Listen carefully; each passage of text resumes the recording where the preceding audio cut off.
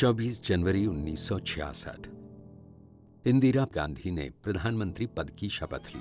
I, Indira Gandhi, do solemnly affirm उन्हें ये समझने में कतई देर न लगी कि तारीख ने उनके कंधे पर कितनी भारी जिम्मेदारी डाल दी थी। लेकिन चुनौतियों से दो चार गुना उनकी फितरत थी।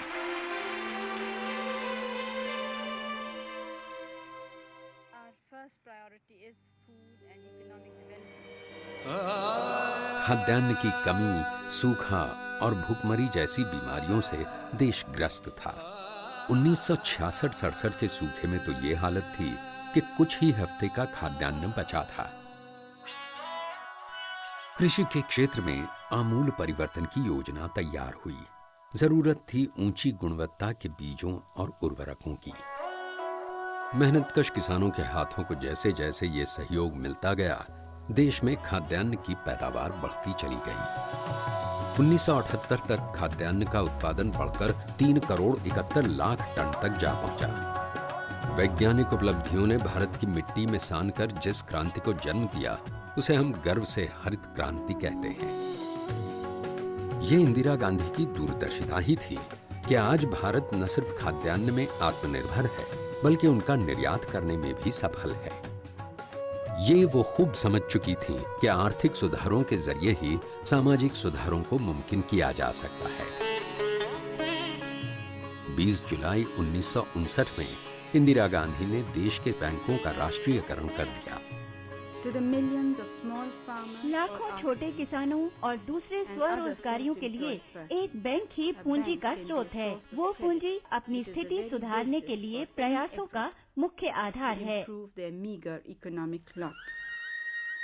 उन्होंने फिर जाहिर कर दिया कि भारत जैसे देश के लिए वो नीतियां ही क्या जो सबके हित में न हों और जो समानता का रास्ता न दिखाएं।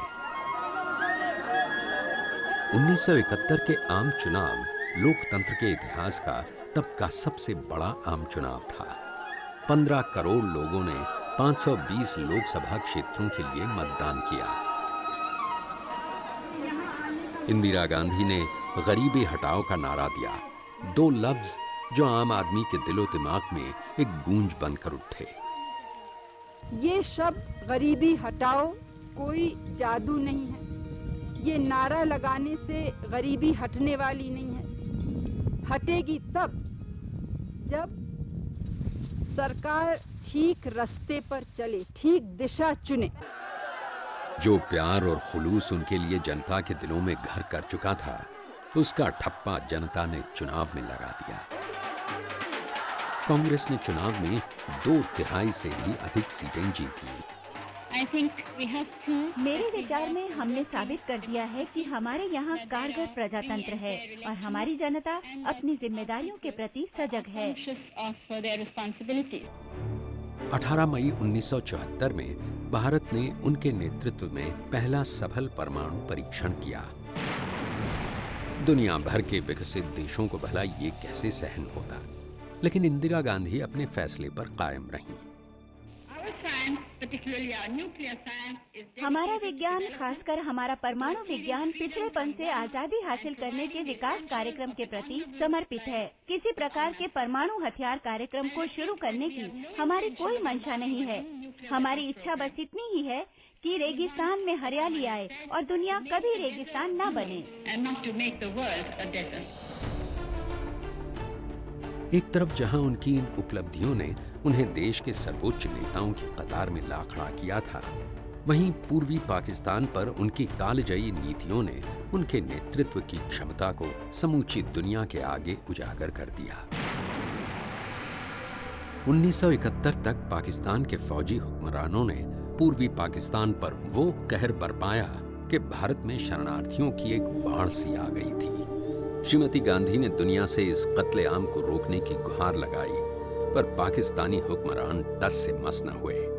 दुनिया का नजरिया बदलने के लिए इंदिरा गांधी को यूरोप और अमेरिका का तूफानी दौरा करना पड़ा। हालांकि अमेरिका ने उनकी अनसुनी कर दी, लेकिन इंदिरा गांधी ने बेहद संवेदनशीलता के साथ बांग्लादेश मसले पर दुनिया के आगे पैरवी की। And do you think it can be stopped? क्या आपको लगता है कि इसे रोका जा सकता है? क्या लोग चुपचाप बैठ जाएंगे और अपनी औरतों के सम्मान पर हमला देखते रहेंगे और कहेंगे कि हमें तो चुप रहना है? ये सबसे बुरे प्रकार की हिंसा है। आपने ऐसे में क्यों नहीं कहा कि हम चुप रहें और शांति बनाए रखें और जर्मनी यहूदियों को मरने दें, बेल्जियम को मरने दें, फ्रांस को मरने दें? क्या ऐसा करना शांति बनाए रखना होता? बहुत खराब स्थिति होती अगर विश्व सच्चाई के प्रति जागरूक न हुआ होता, अगर हमने उसका ध्यान अपनी ओर न खींचा होता। When we first drew their attention to 3 दिसंबर 1971 को पाकिस्तान ने भारत पर हमला कर दिया। इसका मुंह तोड़ जवाब देते हुए भारतीय सेना पूर्वी पाकिस्तान में घुस गई। भारत ने आजाद बांग्लादेश को मान्यता दी। इस पर अमेरिका ने धमकाने वाले अंदाज में अपने 7वें जंगी बेड़े को बंगाल की खाड़ी के लिए रवाना कर दिया। लेकिन इंदिरा इस सबसे घबराई नहीं। 15 दिसंबर दोपहर को जब तक अमेरिका का 7वां बेड़ा बंगाल की खाड़ी पहुंचा, ढाका को आजाद करा लिया गया था।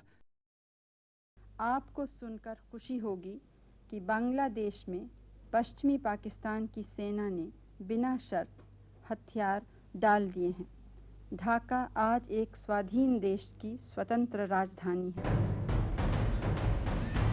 16 दिसंबर 1971 पाकिस्तान के जनरल नियाजी ने आत्मसमर्पण के दस्तावेज पर दस्तखत कर दिए। ये जंग के इतिहास का सबसे बड़ा आत्मसमर्पण था। बंगबंधु शेख मुजीबुर रहमान को रिहा कर दिया गया। ढाका लौटते हुए वो जब दिल्ली में रुके तो उनका जोरदार स्वागत हुआ। बांग्लादेश की आजादी में भारत के योगदान के लिए उन्होंने तहे दिल से इंदिरा गांधी का शुक्रिया अदा किया। नैतिक मूल्यों की इस जीत का सभी ने एक स्वर में अभिनंदन किया। जीत की खुशी से समूचे भारत में इंदिरा गांधी की जय जयकार गूंज उठी। पूरे देश ने अपने महान नेता इंदिरा प्रियदर्शिनी गांधी का आभार प्रकट करते हुए उन्हें देश के सर्वोच्च सम्मान भारत रत्न से नवाजा।